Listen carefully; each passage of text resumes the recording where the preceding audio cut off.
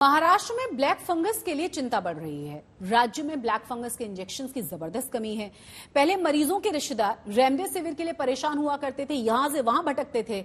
अब उन्हें एम्फीबी के लिए भटकना पड़ रहा है। हालांकि राज्य सरकार का कहना यह है कि 1 जून से विदेश से दवा आ जाएगी और इतनी मारामारी नहीं रहेगी। 48 साल के चंद्रकांत तुकाराम को 13 अप्रैल को कोरोना हुआ था। 15 दिन के ट्रीटमेंट के बाद उनकी रिपोर्ट नेगेटिव आ गई। उन्हें रोजाना 20 लीटर ऑक्सीजन दी जा रही थी कि उनकी आंखों के नीचे के हिस्से पर निशान पड़ गया। बाद में उन्होंने इस हिस्से के सुन्न पड़ने की शिकायत की। जब परिवार उन्हें अस्पताल लेकर आया तो पता चला कि ये ब्लैक फंगस है। 2 दिन के बाद 17 मई को हमको पता चला कि वो काली बुर्शी हुई है। फिर क्या किया आपने? डॉक्टर से जाके इलाज करवाया। उसके बाद उन्होंने टेस्ट किया, जो कान नाक मुंह जो डॉक्टर बोलते हैं उनको बोला कि उन्होंने टेस्ट करवा के उसके बाद बोले कि आप रूबी हॉल में जाके इलाज करवाइए। पर अस्पताल के अंदर ब्लैक फंगस के इलाज में इस्तेमाल होने वाली दवा नहीं है। अभी क्या हुआ है, ये फंगस इन्फेक्शन पुणे में बहुत फैल गया है और ये रीजन क्या है इसके लिए कि हम लोग ज्यादा स्टेरॉइड वापरा है, ज्यादा एंटीबायोटिक देता है और दूसरा जो वेंटिलेटर है उसको एकदम साफ रखना चाहिए। उसमें पानी भी जो यूज करता है वो डिस्टिल वाटर वापरना चाहिए। We should not use normal water. ये सब प्रिकॉशन किया कर सकते हैं तो ये फंगस इन्फेक्शन कंट्रोल में आएगा। नागपुर में म्यूकरमाइकोसिस के 600 से ज्यादा मरीज हैं। ब्लैक फंगस से 35 मरीजों की मौत हो चुकी है। जो मरीज अस्पतालों में भर्ती हैं, उनके लिए एम्फोटेरिसिन बी इंजेक्शन मौजूद नहीं है। एक मरीज के इलाज में पूरे 50 इंजेक्शन की जरूरत होती है, लेकिन इंजेक्शन नसीब नहीं हो रहे। रेमडेसिविर इंजेक्शन की तरह ब्लैक फंगस के इलाज में इस्तेमाल होने वाला इंजेक्शन भी जिला अधिकारी के माध्यम से अस्पतालों को अलॉट हो रहा है, लेकिन बहुत कम। सीमित संख्या में इंजेक्शन होने के कारण बहुत ही कम मरीजों को इंजेक्शन नसीब हो पा रहे हैं। बाकी तो भगवान भरोसे हैं। नागपुर के बाजारों से एम्फोटेरिसिन बी इंजेक्शन पूरी तरह खत्म हो गया है। अवेलेबिलिटी बद्दल असं आहे की आतापर्यंत तर मिळत होते, इतक्या 3-4 दिवसात ॲक्यूट शॉर्टेज झाला आहे। म्हणजे जो डोज मिळाला पाहिजे पेशंटला त्याचा अर्धा म्हणजे 50%च मिळतो। त्याच्यात एक आहे की जर पेशंट इथून चालला गेला विचारून की अवेलेबल ड्रग नाही आहे तुम्ही ऑपरेशनच नाही करायचं। बारामती में भी ब्लैक फंगस का संक्रमण बढ़ता जा रहा है। कोरोना से जूझ रहे मरीजों के रिश्तेदार ब्लैक फंगस की दवाइयों और इंजेक्शन पाने के लिए दर दर भटक रहे हैं। सरकारी आंकड़ों की माने तो बारामती में ब्लैक फंगस के 17 मरीज हैं, जिनका बारामती के निजी अस्पतालों में इलाज चल रहा है। तात्याराम कोविड-19 से ठीक होने के बाद ब्लैक फंगस का शिकार हो गए। इनके दांतों में दर्द हुआ था। अस्पताल लाया गया तो पता चला कि ये ब्लैक फंगस है। इनके ऊपर पूरे परिवार की जिम्मेदारी है, मगर इन्हें इलाज के लिए इंजेक्शन नहीं मिल रहा। तात्याराम काफी डरे हुए हैं। अभी तो बहुत ज्यादा दिक्कत है इंजेक्शन की। तो कुछ हर रोज 4 इंजेक्शन की जरूरत है इस बीमारी के लिए। अभी तक तो मुझे कुछ इंजेक्शन की कोई मतलब कहीं से भी सोर्स नहीं मिल रहा है और जो भी है वो पेन तो चालू ही है। अगर इंजेक्शन कुछ मिल जाए तो रिलीफ भी हो सकती है। पहले से ही कोरोना के ट्रीटमेंट के लिए रेमडेसिविर इंजेक्शन और दवाइयों के लिए दर दर भटकने वाले रिश्तेदार अब ब्लैक फंगस के इंजेक्शन के लिए बेबस होते नजर आ रहे हैं। जैसे जैसे ब्लैक फंगस के मरीज बढ़ते जा रहे हैं, डॉक्टरों की भी चिंता बढ़ रही है। पहले ये दिक्कत थी कि पेशेंट को ऑक्सीजन बेड नहीं मिल रहे थे।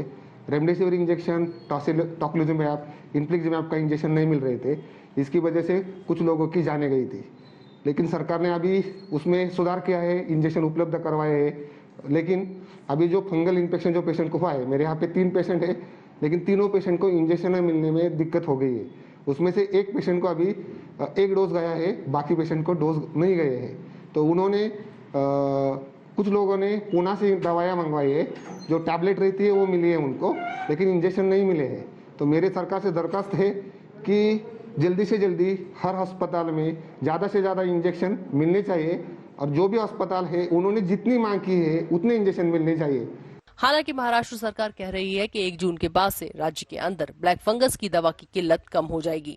एम्फोटेरिसिन भी हमें मिलना चाहिए, तो इसलिए ग्लोबल टेंडर भी हमने इशू किया है। तो ग्लोबल टेंडर में भी हमें अच्छा रिस्पांस आया है कि जिससे करीबन 60,000 वॉइल्स 1 जून को देने के बारे में या हमारे राज्य सरकार को मिलने के हद तक उपलब्धि होने वाली है।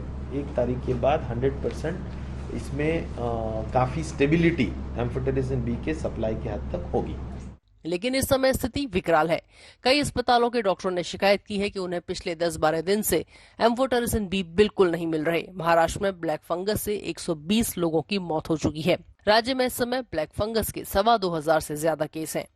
पुणे से पंकज खेलकर, नागपुर से योगेश पांडे और बारामती से वसंत मोरे के साथ आज तक ब्यूरो। महाराष्ट्र सरकार ने मेडिकल छात्राओं की परीक्षा 10 जून से 30 जून के बीच कराने का फैसला लिया है। परीक्षाएं ऑफलाइन होंगी। सरकार के इस फैसले पर छात्रों ने आपत्ति जताई है। वो चाहते हैं कि कोरोना काल में बाकी की परीक्षाओं की ही तरह उनकी परीक्षाएं भी ऑनलाइन हों।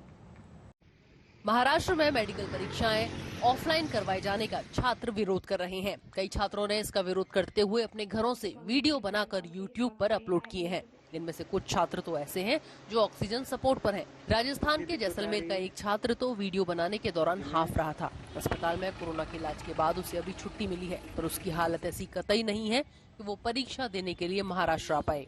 इधर से इतना ट्रेवलिंग का प्रॉब्लम है कि मैं यहाँ से महाराष्ट्र जाने के काबिल नहीं हूँ अभी तक, और नहीं हमारे यहाँ का ट्रेवलिंग और ट्रांसपोर्ट का इतना दिक्कत आ रहा है कि पूरा एरिया ही मेरा रिमोट एरिया के अंदर है। जैसलमेर में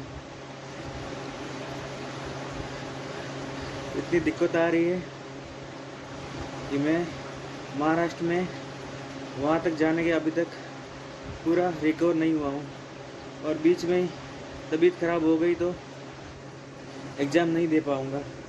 कोरोना की वजह से मेडिकल छात्रों की डेडलाइन 3 बार बढ़ चुकी है। सरकार ने इस बार फैसला कर लिया है कि 10 जून से 30 जून के बीच परीक्षाएं करवाई ही जाएंगी। लेकिन काफी छात्र इस फैसले का ये कहते हुए विरोध कर रहे हैं कि जब छात्र एग्जाम देने के लिए वापस आकर हॉस्टल में रुकेंगे तो भला सोशल डिस्टेंसिंग कहां संभव हो पाएगी। संक्रमण का खतरा बढ़ जाएगा। इसलिए पहले छात्रों को वैक्सीन लगाई जाए, फिर परीक्षा के लिए बुलाया जाए। मेरा सिंपल क्वेश्चन ये है कि क्यों ऐसा क्रिएट हो रहा है, क्यों ऐसा वन साइडेड स्टोरी बन रहा है जहां इंजीनियरिंग और दूसरे नॉन प्रोफेशनल कोर्सेज के एग्जाम्स ऑनलाइन कंडक्ट किए जा सकते हैं और मेडिकल स्टूडेंट्स को सीधा सीधा इग्नोर किया जा रहा है। क्यों ऐसा कुछ? हमारे मिनिस्टर अमित देशमुख सर का ये मानना है कि अगर आप लोग मेडिकल स्टूडेंट हो, भविष्य में आप लोग पेशेंट को ट्रीट कैसे करोगे अगर आप अभी फिजिकली जाने से कतरा रहे हो। सर, उस वक्त हमको वैक्सीनेशन लग चुकी हुई होगी, इस वक्त हमें वैक्सीन नहीं लगी हुई है। हम ये भी तो डिमांड कर रहे हैं कि अगर आप हमारा वैक्सीनेशन करवा दो तो हम तो ऑफलाइन एग्जाम देने के लिए तैयार हैं। कोई टेंशन ही नहीं, फिर कोई बात ही नहीं। 10 जून से 30 जून के बीच होने वाली परीक्षा में महाराष्ट्र में 40,000 से ज्यादा छात्र शामिल होंगे। एक तरफ मेडिकल स्टूडेंट्स प्रोटेस्ट कर रहे हैं, दूसरी तरफ medical education minister Amit Deshmukh का कहना है कि ऑनलाइन एग्जाम्स लेना ये प्रोसीजर में नहीं बैठता है, इसलिए स्टूडेंट्स को ऑफलाइन एग्जाम्स की ही तैयारी करनी चाहिए और एग्जामिनेशन सेंटर्स पर सारे कोविड प्रोटोकॉल्स फॉलो किए जाएंगे। कैमरा पर्सन मंगेश आम्रे के साथ मुस्तफा शेख, मुंबई आज तक। और इसी खबर के साथ मुंबई मेट्रो में बस इतना ही।